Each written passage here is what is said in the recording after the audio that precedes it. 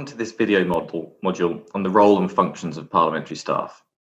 In this module, we will look at the different departments within a parliament, what they do, and how those functions support the overall aims of a parliament, supporting MPs in carrying out their legislative, oversight, and representative functions. The staff are integral to the functioning of a parliament. In a modern parliament, MPs are faced with often multiple competing demands. And without staff, members of parliament would not be able to manage their daily schedules, to meet with ministers, their constituents or experts, nor would they have the space in which to develop policy proposals, draft laws and formulate questions of the government. Essentially, without parliamentary staff, MPs are not able to completely fulfil their key roles, their key responsibilities of oversight, lawmaking and representation. In several Commonwealth countries and others, the officials of Parliament are form a separate parliamentary service, which is distinct from the civil or public service. This can help to provide a degree of independence in their work.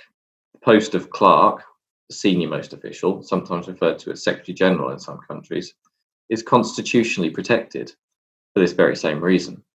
In other countries, however, even the clerk is drawn from the public service and may be returned to another appointment in the public service after his term of office is completed.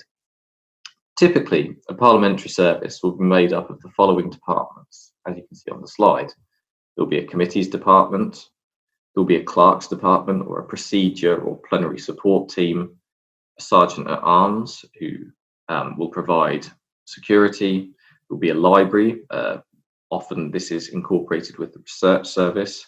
There'll be the Hansard, the official report. There will also be administration teams and finance teams, as well as IT, which is obviously hugely important in any modern organisation.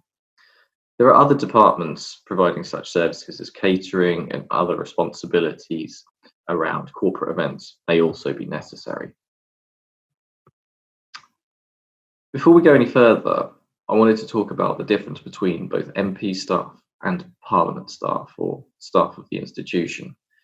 Because when we talk about the parliamentary service, we are talking about those staff who work for the institution as a whole, not individual MPs.